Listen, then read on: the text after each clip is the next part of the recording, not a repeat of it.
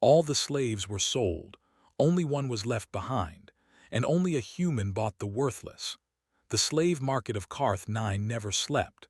Its lights burned day and night, reflecting off steel platforms and transparent cages that hung like ornaments in a vast artificial dome. Ships from 100 systems docked along the edges, their crews eager to buy labor, muscle, or mines. Credits changed hands quickly here. Lives were measured, priced, and moved along without pause. By the end of the cycle, almost everything had been sold. Only one cage remained. It stood at the far end of the platform, half in shadow, ignored by buyers and avoided by sellers. Inside it sat a small figure, thin even by alien standards, its limbs folded close to its body. Its skin was pale and faintly patterned, marked with scars old and new. A cracked data tag hung from its neck, blinking red with error codes. The auctioneer glanced at the cage with open irritation. "Lot 79, he called out again, his voice amplified across the platform. "Non-aggressive, physically weak, low endurance. Neural irregularities detected, no combat value, no heavy labor value, no breeding value, starting price reduced again." Silence answered him. A few buyers laughed. One shook its head and made a dismissive gesture. Another muttered something about wasting time. The auctioneer's crest flattened in frustration. "Final offer," he snapped. "Any bidder at all?" No one spoke. The market systems chimed softly. The sale window closed. "Unsold," the auctioneer declared. "Prepare the unit for disposal." The word echoed louder than the rest. Inside the cage, the small alien did not move. It had learned long ago that movement attracted attention, and attention brought pain. Its eyes remained open, dull but watchful, following the lights overhead as if counting them might change something. Around it, handlers began disconnecting sold cages, guiding buyers toward exits, laughing and bargaining as they went. The market's energy shifted from excitement to routine cleanup. No one looked at the last cage, except one. He had been standing near the central platform for most of the auction, quiet and still. Human. Tall by galactic standards, broad-shouldered but not armored, wearing a worn jacket with faded patches from places few here would recognize. His hair was dark, his face lined not with age but with travel. A small personal ship badge hung at his collar. He had not raised his voice once. He had not bid on anything, but he had been watching. When the word disposal was spoken, the human's eyes narrowed. He stepped away from the pillar he had been leaning against and walked toward the forgotten cage. A nearby trader noticed and snorted. "Don't bother, human," the trader said in broken trade tongue. "That one's junk. Systems flagged it. Worthless." The human stopped at the cage and looked inside.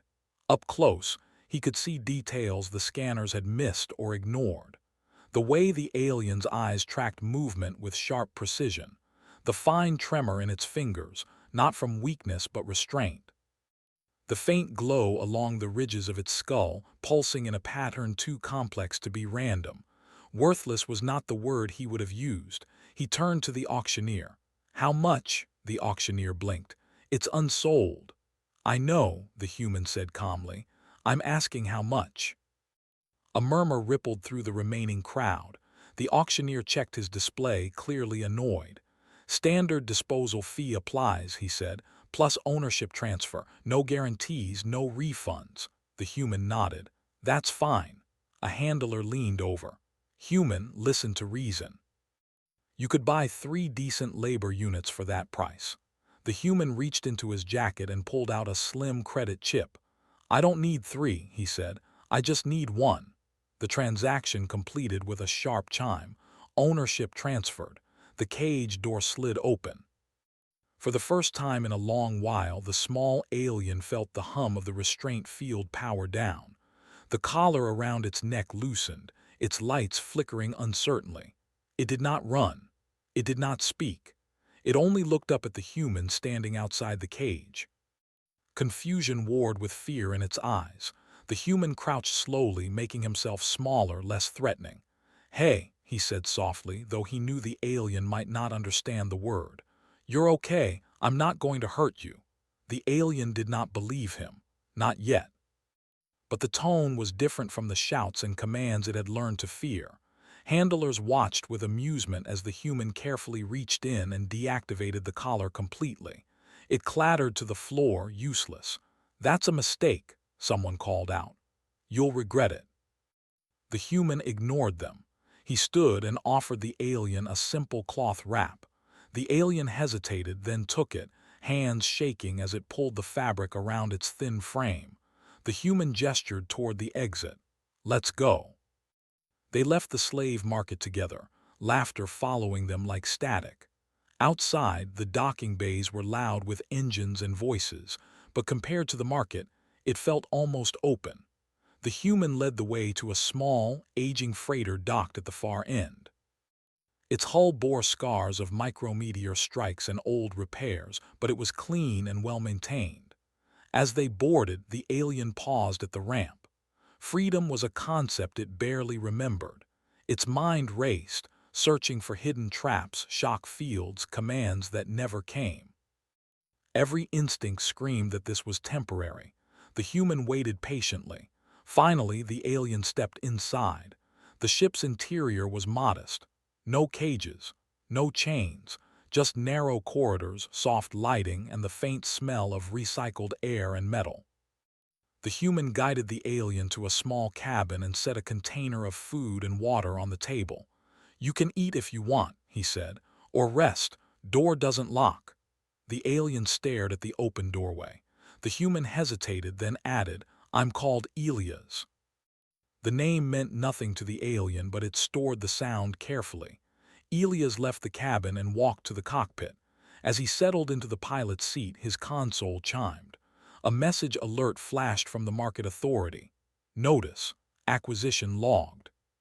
Human entity flagged for irrational purchase behavior. Elias snorted. "Yeah," he muttered. "I get that a lot." He powered up the engines. As the ship lifted from the dock, the alien felt the vibration through the deck and flinched, bracing for impact that never came. Instead, stars stretched and shifted, and Carth 9 fell away behind them. For a long time, there was only the quiet hum of travel. In the cabin, the alien sat curled on the narrow bed, staring at the food container. Eventually, hunger overcame fear. It ate slowly, cautiously, expecting punishment that did not arrive. Something strange happened then. Its thoughts, usually tight and guarded, loosened just a little, not enough to trust, but enough to feel. In the cockpit, Elias glanced at the internal sensors. He frowned slightly. The readings from the cabin were unusual. Neural activity spikes, rhythmic and patterned, far beyond what the market had listed. "So," he said quietly, more to himself than to anyone else, "what are you?" The alien's eyes closed as it rested, exhaustion pulling it down. Deep within its mind, something stirred. Not power, not aggression, potential, unseen by the slavers, unwanted by the buyers, but recognized by a human who had learned, long ago, that the galaxy's idea of worthless was often wrong. And somewhere in the slave market's vast data archives, a small red flag blinked once more, unnoticed, as the record of the discarded unit quietly updated its status from unsold to missing. The galaxy had already made its first mistake. The ship moved through open space at a steady pace, its engines humming softly like a distant heartbeat. Stars drifted past the viewports, cold and endless. For the first time in its life, the small alien was not enclosed by metal bars or shock fields. Still, it did not feel safe. Not yet. In the cabin, it sat very still, listening. Every sound mattered. The low vibration of the engines, the soft click of cooling panels. Footsteps, slow and careful, passing the doorway and then moving away again. The human, Elias, did not return. He did not shout commands. He did not demand obedience. That alone was confusing. The alien's mind worked constantly, mapping patterns, predicting danger, searching for hidden rules. In the slave pens, survival meant learning when to move, when to be silent, when pain was coming. Here, the rules were unclear. After a long time, the alien stood. Its movements were quiet, almost invisible. It stepped to the doorway and looked out into the corridor. Empty. The door truly did not lock. That fact felt wrong. Slowly it followed the corridor, one careful step at a time, until it reached an open space near the center of the ship. A common area. A small table bolted to the floor. 2 chairs. A storage unit. No restraints. No guards. Elias sat at the table, reading data from a cracked, hollow screen. He looked up when he sensed movement. "Oh," he said gently. "You're awake." The alien froze. Elias raised his hand slightly, palms open. "It's okay. You don't have to come closer." The alien studied him. Humans were known across the galaxy but rarely seen in places like Carth 9. Strong, persistent, unpredictable. Some said they were dangerous. Others said they were foolish. This one looked tired, not weak but worn. Elias slowly pushed a small container across the table. "More food," he said. "Different kind, you don't have to eat it." The alien hesitated, then approached. It did not sit. It took the container and stepped back, holding it protectively. Elias watched without judgment. His eyes were observant but not cold. "I won't take it from you," he said. "Everything on this ship is shared, not owned." The alien did not understand the words fully, but the tone mattered. As it ate, Elias glanced at a small screen on his wrist. The reading still puzzled him. The alien's brain activity spiked whenever it felt threatened and also when it felt safe. That was unusual. "You know," Elias said casually, "the market files said you were defective." The alien's grip tightened. "I didn't believe them," Elias continued. "Markets aren't good at measuring things that don't fit their boxes." The alien's eyes flickered, reacting to something deeper than sound. After eating, it did something it had never done before. It made a sound. Soft, low, almost too quiet to hear. Elias leaned forward slightly. "Was that your name?" The alien tilted its head. It closed its eyes briefly, and for a moment the lights in the room dimmed almost imperceptibly. Elias felt a strange pressure behind his eyes, not painful, just present. Images flickered in his mind. A wide plain under twin suns. Tall structures made of smooth stone and light. Beings like the alien standing together, calm and focused. Patterns in the air, invisible but precise. Plans forming without words. Then the image shattered. Fire, ships, chains. Elias gasped softly and gripped the edge of the table. The pressure vanished. The alien staggered, clearly shaken, and sank to the floor. "Hey," Elias said quickly, moving closer but stopping short of touching it. "It's okay. I didn't mean to." The alien looked up, eyes wide with fear and surprise. It had not meant to share that. It had not shared anything in years. But something about the human's presence, the absence of threat, had weakened the walls in its mind. Elias sat down on the floor, giving the alien space. "You didn't hurt me," he said. "You showed me something. Thank you, thank you." That word echoed strangely. Over the next cycles, a quiet routine formed. Elias flew the ship toward a neutral trade corridor far from Carth 9. He did not rush. He did not change course suddenly. Stability mattered. The alien observed everything. It watched how Elias spoke to the ship systems, how he fixed small problems with patience instead of anger, how he talked out loud when thinking, as if words helped shape his decisions. Sometimes when Elias was distracted, the alien's eyes would glow faintly and his screens would flicker. Data sorted itself. Error codes resolved. Routes optimized. Elias noticed, but he did not comment. Trust was fragile. One cycle, the ship passed close to a minor station. Elias slowed, considering docking. The alien sensed the hesitation before Elias spoke. "I need supplies," Elias said. "Food, fuel, parts. You don't have to come with me, you can stay hidden." The alien felt a sharp spike of fear. Stations meant scans. Scans meant collars, chains. Elias noticed the reaction. "I won't let anyone take you," he said firmly. "But I won't force you to go either." choice. The alien retreated to the cabin and curled up, its mind racing. It did not want to be alone, but it feared the outside more. In the end, it followed Elias to the airlock. They docked. The station was small, mostly automated. A few non-hostile species moved through the corridors. Elias kept close, his posture calm but alert. No one paid them much attention. The alien noticed something strange. Elias walked slightly ahead, not behind, as if shielding, not controlling. At a supply terminal, a merchant glanced at the alien. "Companion unit?" the merchant asked. Elias shook his head. "Friend." The merchant blinked, clearly unsure how to respond. Back on the ship, the alien felt something unfamiliar settle in its chest. Not relief, not joy, belonging maybe. That night's cycle, as the ship drifted between stars, the alien's control slipped further. Its mind reached out without intent. Elias dreamed. He saw star maps forming in impossible detail.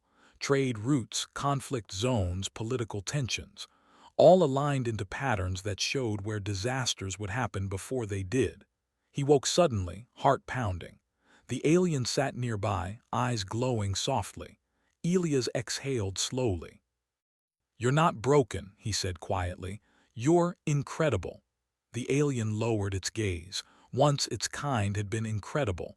That was why they were enslaved, why they were broken on purpose. Its species had a name once, a role: guardians of balance, planners, preventers of war. Now it was alone. Elias understood without words. "You're safe here," he said, "as long as you want to be." Far behind them, in the systems near Carth 9, slaver networks began reviewing transaction logs. An unsold unit marked for disposal had vanished. A human vessel was attached to the record. Flags were raised. Messages sent. On the quiet ship drifting through open space, neither Elias nor the alien knew it yet. But the galaxy had noticed the human's mistake. And it was starting to care. The ship continued its journey through quiet space, moving farther from known slave routes and closer to regions most traders avoided. Elias chose his paths carefully. He trusted maps, but he trusted instinct more.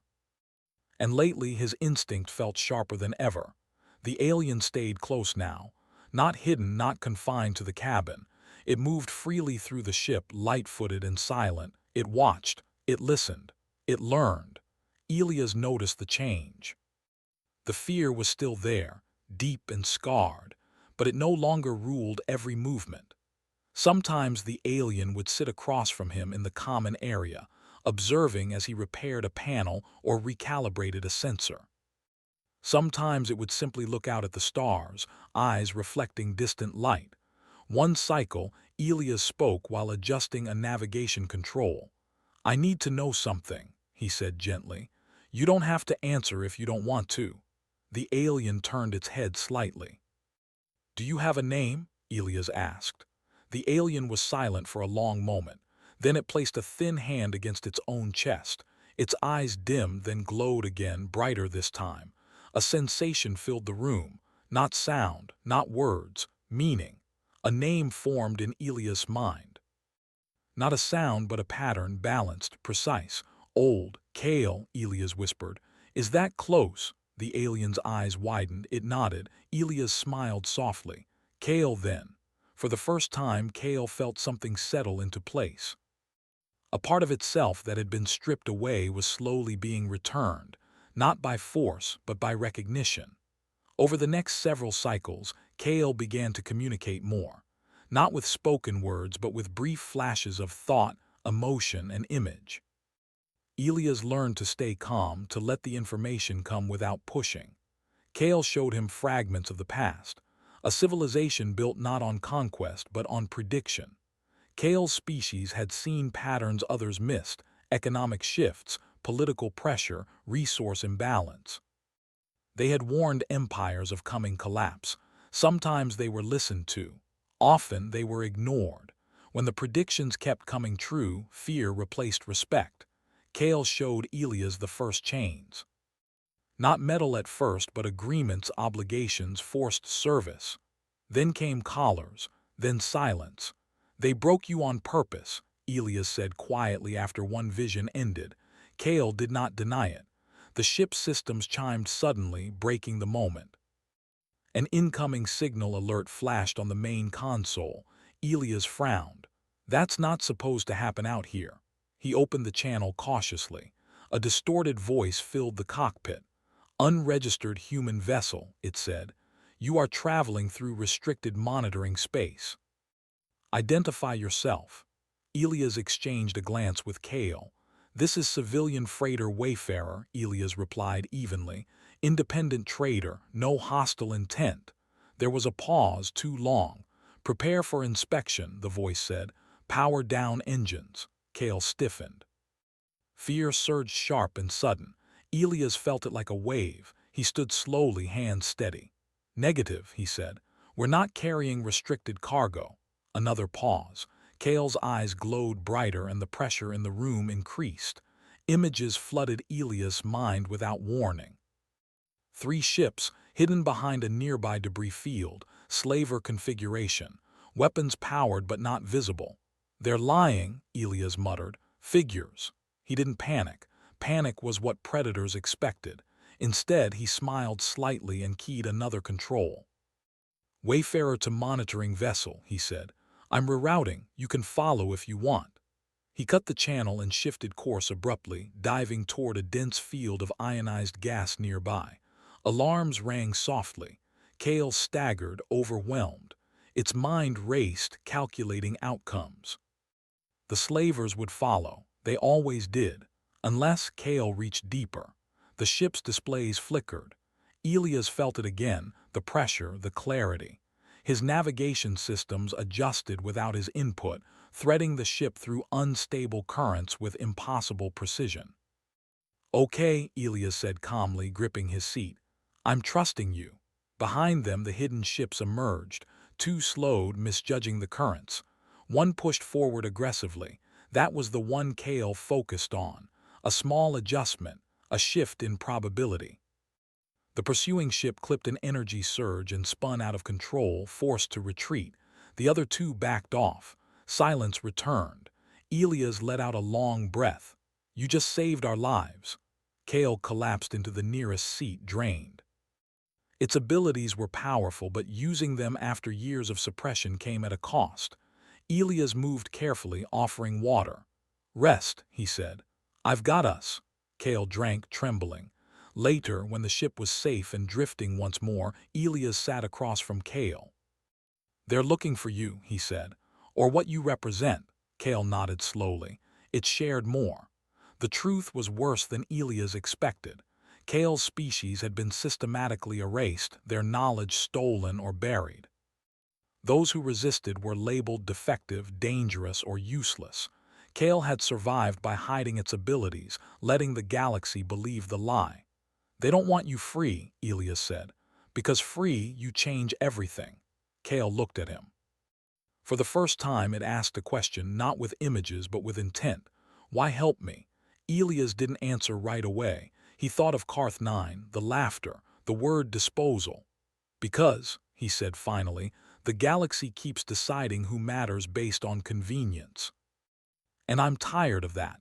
Kale studied him. Humans were strange, short-lived compared to many species, emotion-driven, but stubborn in a way that bent reality, as if the universe made room for them out of sheer exhaustion. Far away, data rippled through slaver networks. Reports of a human ship avoiding capture, of a worthless unit acting like a tactical asset. Concern spread. On the Wayfarer, Kale rested, strength slowly returning. Its mind reached outward, mapping futures.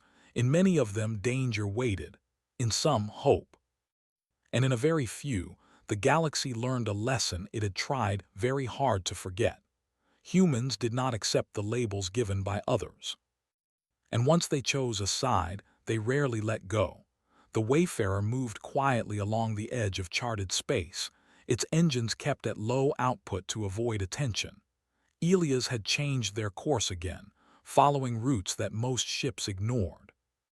These paths were slower, rougher, and filled with old debris, but they were also less watched. Kale stood beside him in the cockpit, hands resting lightly on the console. The fear was still there, but it was no longer sharp enough to freeze movement. Now it was mixed with focus. Behind them, unseen but not unfelt, the galaxy was tightening. Slaver groups talked more than they admitted. They shared rumors, warnings, and fears in private channels. A human ship had interfered. A discarded unit had escaped. A defective asset had shown signs of high-level predictive behavior. That was enough to cause concern. Elias broke the silence. "They won't stop," he said calmly. "Once they think something is valuable, they chase it until it breaks or belongs to them." Kale understood. That was how its people had been lost. It reached out gently, touching Elias' thoughts just enough to share a sense of agreement. No images this time, just certainty. They needed allies. Elias had been thinking the same thing.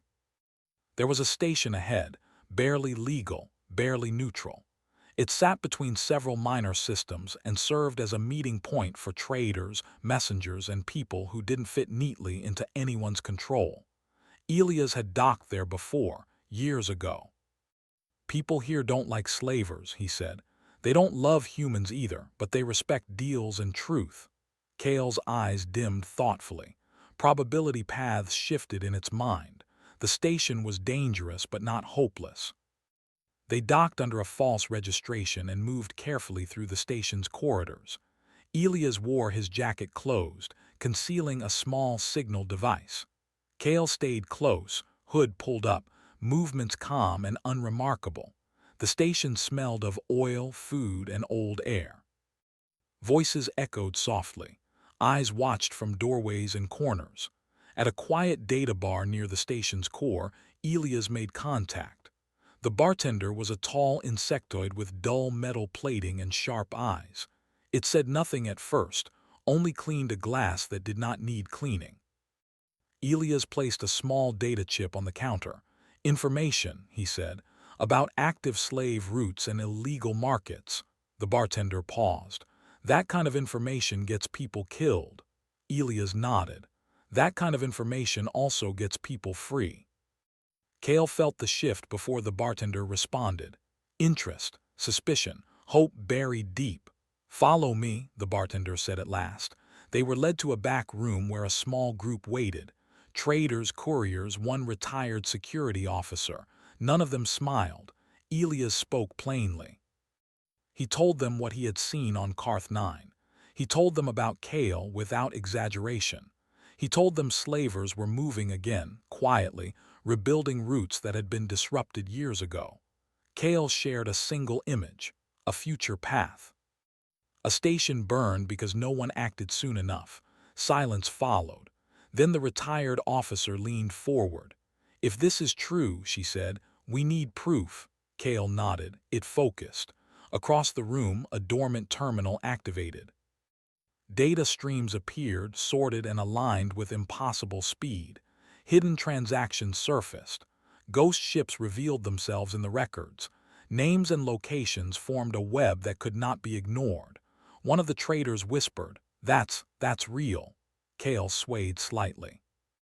Elias moved closer, steadying it without touching. The bartender straightened. "You just made some very powerful enemies," it said. Elias shrugged. "Already had them." Within hours, encrypted messages were moving across the station and beyond. Not calls to war, calls to watch. To verify, to expose, the slavers noticed too late.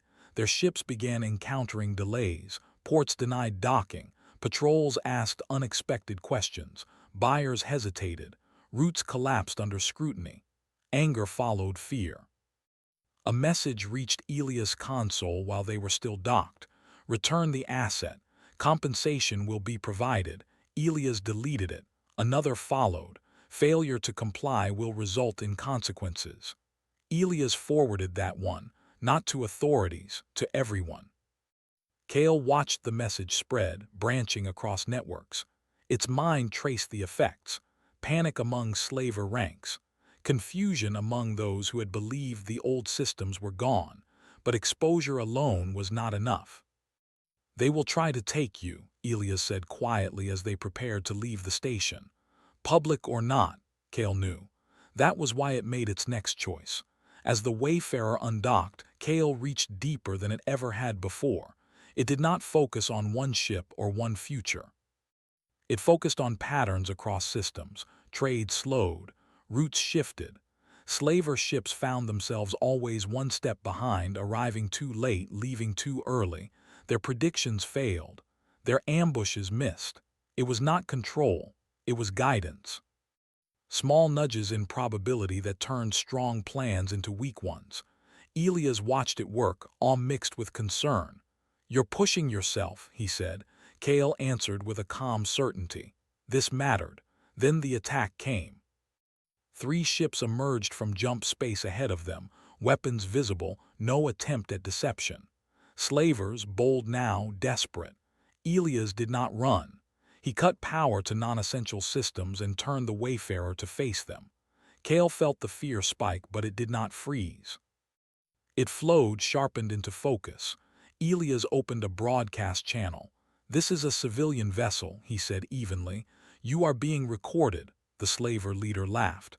"No one will care," it said. "Hand over the asset." Kale reached outward. Across nearby systems, eyes turned.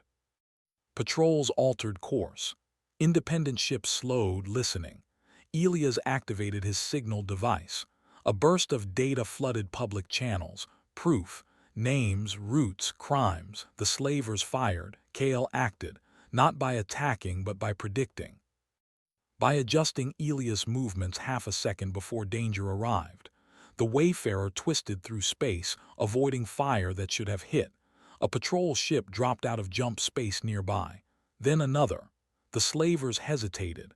That was enough. They fled. Silence followed, broken only by the Wayfarer's steady hum. Kale collapsed into the seat, exhausted beyond measure. Elias caught it this time, holding it upright. "You did it," he said softly. "They saw." Kale's mind drifted, strength fading. But before sleep took it, it felt something new spreading through the galaxy. Awareness. Slavery was no longer hidden. Not entirely. And humans, once considered unpredictable outsiders, were now associated with exposure, protection, and stubborn refusal to look away. The Wayfarer turned toward open space once more, carrying 2 beings who had become more than what the galaxy had labeled them. Behind them, systems shifted. Ahead of them, consequences waited. But for the first time in a long time, the future was not entirely dark. The Wayfarer drifted in quiet space, far from stations and trade lanes. The stars here were thin and sharp like scattered ice. Inside the ship, everything was still. Kale slept. Its breathing was slow, shallow, but steady. Elias sat nearby, watching the gentle rise and fall of its chest. He had moved Kale to the small medical bay, not because it was injured, but because it felt right. Safe, protected. For the first time since leaving Karth 9, Kale had pushed itself to the edge. Elias could see it in the readings. Neural activity still glowed, faint but complex, like a city at night viewed from orbit. "You did more than anyone should have had to," Elias murmured. Kale did not hear him, but some part of it felt the meaning. Outside the ship, the galaxy was changing. The data Elias and Kale had released continued to spread, not fast enough to feel dramatic but steady enough to be dangerous. Independent patrols began comparing notes. Old cases reopened. Trade councils demanded explanations. Buyers grew nervous. Slave markets did not vanish overnight, but they cracked. On Karth 9, the lights dimmed for the first time in decades, not from power failure but from fear. Auctions were postponed. Cages stayed empty. Guild leaders argued behind closed doors, trying to decide whether to lay low or strike back harder. They chose wrong. A slaver task force formed quietly, pulling ships and crews from multiple networks. They tracked patterns, not rumors. And all patterns pointed to one human ship, the Wayfarer. Elias felt it before the sensors caught it, a tightening in the air, a sense of being watched. "Kale," he said softly, "we may not have much time." Kale stirred. Its eyes opened slowly, glow faint but present. It did not speak, but understanding passed between them. They were coming. Elias changed course, not to run, but to lead. He guided the wayfarer toward a system with no name, only numbers, a place too empty to matter, too poor to exploit.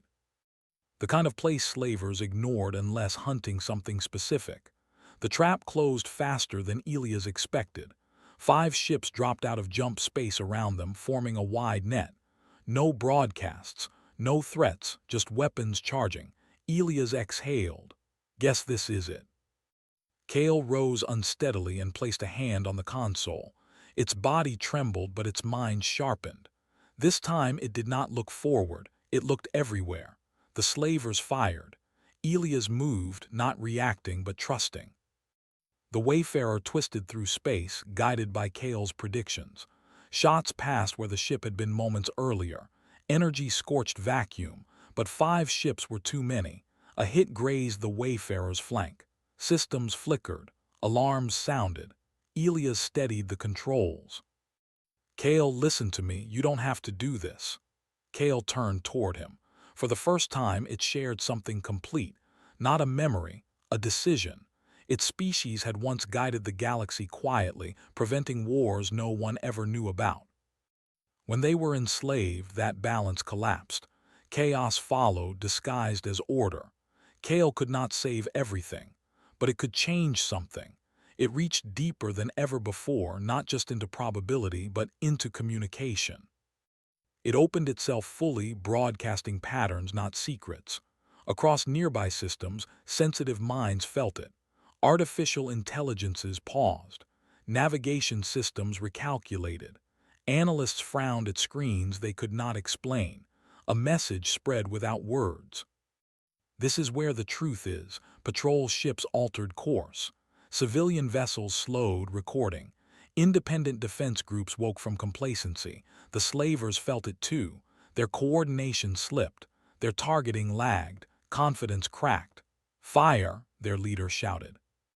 Kale acted, not with force, with exposure. Every hidden transaction, every coded route, every silent agreement the slavers relied on surged into open channels. Proof layered on proof, impossible to deny. Elias activated every broadcast array the wayfarer had left. "This is Elias," he said calmly. "This ship carries no cargo, no asset, only a free being. If you're hearing this, now you know who's hunting us and why." The slavers panicked. One ship tried to flee. Another fired wildly. Formation collapsed. Then the patrols arrived, not one. Many, the slavers were outmatched, outnumbered, and exposed. They scattered, but nowhere felt safe anymore. Silence returned. Kale collapsed. Elias caught it, holding it as alarms slowly quieted. "Hey," he said softly, "stay with me." Kale's eyes met his, weak but clear. It shared one last image, a future where its species was remembered not as tools but as warnings, where slavery did not vanish but was never again easy, where humans were known as the ones who saw worth where others saw waste. Then Kale slept. Days passed. The wayfarer docked at a neutral world under full protection. News spread openly now. Hearings began. Sanctions followed. Slave markets shut down or went underground, weaker and hunted. Kale recovered slowly. Its strength did not return fully. That was the cost. But its mind was free, no longer chained by fear or silence. One quiet cycle, Kale stood beside Elias at a viewport, watching a small star rise. "What happens now?" Elias asked. Kale considered. It could hide, rest, fade into safety, or it could speak, not as a weapon, as a witness. Kale chose the second. With Elias' help, it addressed councils, systems, and networks, not with threats, with truth, with calm explanations of what had been lost and what might still be saved. The galaxy listened, not because Kale was powerful, but because a human had stood beside it when it was called worthless. The wayfarer did not become famous. Elias did not become rich. They kept moving, system to system, helping where they could. And wherever they went, the story followed. All the slaves were sold. One was left behind. Only a human bought the worthless, and the galaxy paid the price for ever believing that lie.